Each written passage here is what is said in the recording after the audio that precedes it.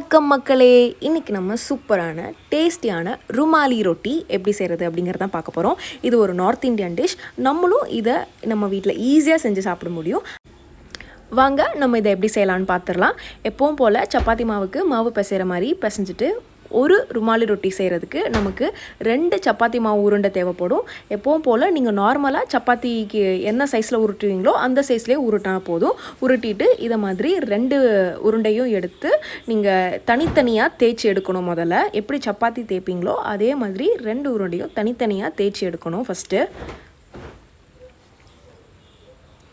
பாருங்கள், நல்லா மாவில் டேப் பண்ணிவிட்டு எப்பவும் போல் நம்ம மாவு தொட்டு தேய்ப்போம் இல்லையா, அதே மாதிரி மாவு தொட்டு தேய்ங்க.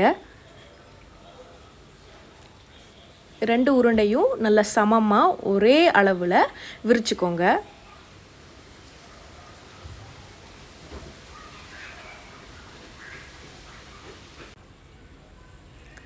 இந்த மாதிரி நல்லா ரவுண்டாக விரிச்சுக்கோங்க.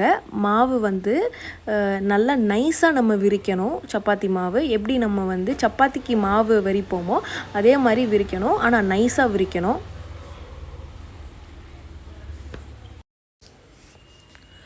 ஒரே அளவில் விரிக்கணும். அதுக்காக தான் நான் ஏற்கனவே விரித்து வச்ச அந்த சப்பாத்தி மாவை பக்கத்துலேயே வச்சு அந்த சைஸுக்கு ஏற்றாப்புல நான் விரிக்கிறேன். அவ்வளோதான், 2ஐயும் ஒரே சைஸில் விரிச்சாச்சு. அதுக்கப்புறம் ஒரு சப்பாத்தி மாவில் மட்டும் நம்ம கொஞ்சோண்டு நெய் ஊற்றணும். இந்த அளவுக்கு ஊற்றினா போதும். ஊற்றிட்டு அதை நல்லா அந்த சப்பாத்தி மேலே ஸ்ப்ரெட் பண்ணி விட்ருங்க. நல்லா தேய்ச்சி விட்ருங்க. இந்த மாதிரி நல்லா தேய்ச்சி விட்டால் போதும். இந்த சப்பாத்தி மாவில் தேய்ச்சி விட்டதுக்கப்புறம் நம்ம இன்னொரு சப்பாத்தி மாவு விரித்து வச்சுருக்கோம் இல்லையா, அதை எடுத்து இது மேலே வச்சிடணும். பாருங்கள், சரியான அளவில் அதை அப்படியே க்ளோஸ் பண்ணுற மாதிரி வச்சுருங்க. வச்சுட்டு ஒரு அளவுக்கு நல்லா அமுத்தி விட்டுருங்க. இதை மாதிரி நல்லா அமுத்தி விட்டதுக்கப்புறம் இதை நம்ம எடுத்து மாவில் போட்டு பெரட்டி எடுத்துட்டு திருப்பி நம்ம இதை விரிக்க போகிறோம். இதை நம்ம மறுபடி சப்பாத்தி தேய்க்கிற மாதிரி விரிக்கிறதுனால தான் இதுக்கு முன்னாடி நம்ம சின்னதாக நம்ம இதை தேய்ச்சி வச்சுருந்தோம். ஏன்னா நம்ம இதை மறுபடி இந்த மாதிரி சப்பாத்தி மாதிரி விரிக்க போகிறதுனால பாருங்கள், நல்லா கொஞ்சம் அகலமாக விரிச்சுக்கோங்க.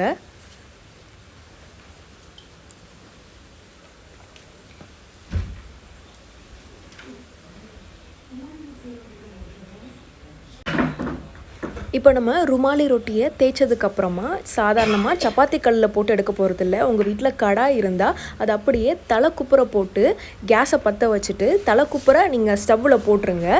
இது மேலே தான் நம்ம ருமாலி ரொட்டியை போட்டு எடுக்க போகிறோம். இப்படி தான் ருமாலி ரொட்டி செய்யணும். இப்போ நம்ம ருமாலி ரொட்டியை தேய்ச்சதுக்கப்புறமா நல்லா கையில் எடுத்து அது மேலே நம்ம மாவு தேய்ச்சிருப்போம் இல்லையா, அது போகிற மாதிரி இப்படி ஒரு தட்டு அப்படி ஒரு தட்டு தட்டிட்டு அப்படியே எடுத்து நம்ம கடாய் மேலே கவுத்தி வச்சுருக்க கடாய் மேலே அப்படியே போட்டுற வேண்டியதான். பாருங்கள், இது மேலே எண்ணெயோ எதுவுமே அதில் தேய்க்கணும்னு அவசியம் கிடையாது. அப்படியே அதில் போட்டுடலாம்.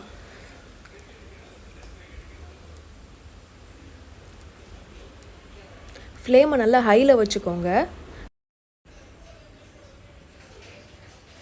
உள் சைடு வேகிறதுக்கு ஒரு 2 to 3 செகண்ட்ஸ் ஃபுல்லாக வேக வேண்டாம். லைட்டாக வெந்ததுக்கப்புறம் நீங்கள் அப்புறம் அதை அப்படியே எடுத்து அடுத்த சைடு வேகிறதுக்காக போடுங்க.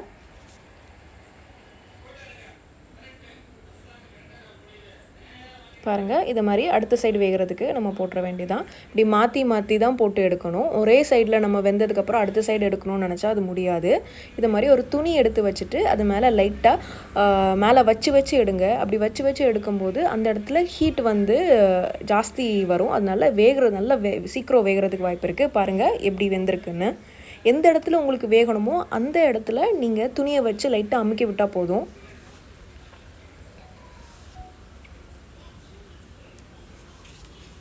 பாருங்கள், இதை மாதிரி சுற்றி விடணும். நம்மளோட கடாய் சரியாக நிற்க மாட்டேங்குது. ஏன்னா கேஸ் ஸ்டவ்னால வலிக்கிட்டே வருது.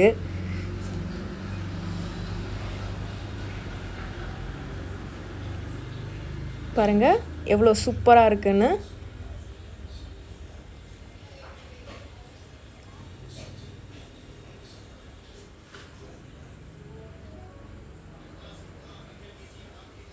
இதை மாதிரி மாற்றி மாற்றி போட்டு வேக வைங்க.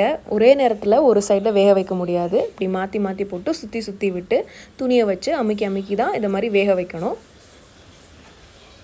அவ்வளோதான், நம்மளோட ருமாலி ரொட்டி தயாராயாச்சு.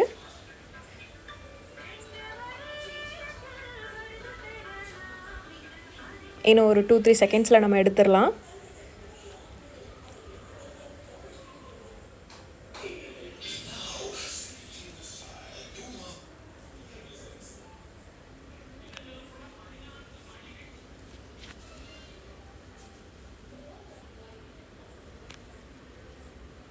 பாருங்கள், நம்ம 2 லேயரையும் நெய் போட்டு ஒட்டி வச்சுருந்தோம் இல்லையா, அது வேக வேக தனித்தனியாக அப்படியே மேலே எழும்பிட்டு வருது பாருங்கள். ஆக்சுவலி இதுக்கப்புறம் தான் சீனே இருக்குது. இனிமேல் தான் நம்ம ருமாலி ரொட்டியே வந்து பார்க்க போகிறோம். அவ்வளோதான், இப்போ நம்ம ருமாலி ரொட்டி தயார். எடுத்துட வேண்டியதான். எடுத்து அப்படியே பிளேட் மேலே வச்சு நம்ம அந்த ஒட்டி வச்சுருந்தோம் இல்லையா நெய் போட்டு, அதை நம்ம தனித்தனியாக இப்போ பிரிக்க போகிறோம். நம்ம பிரிக்கும்போது அப்படியே அந்த நெய் ஸ்மெல் அப்படியே அந்த ஸ்மோக் ஃப்ளேவரோடு சேர்ந்து வரும். ஆஹா, செம்ம ஸ்மெல்லுங்க. இதை நீங்கள் டேஸ்ட் பண்ணி பார்க்கணுமே, அவ்வளோ சூப்பராக இருக்கும். இதை மாதிரி நம்ம கர்ச்சீஃப் மாதிரி இதை மடித்து வச்சாதான் இதுக்கு பேர் ருமாலி ரொட்டி. அவ்வளோதான், நம்மளோட சுவையான டேஸ்டியான ருமாலி ரொட்டி தயாராகிடுச்சு.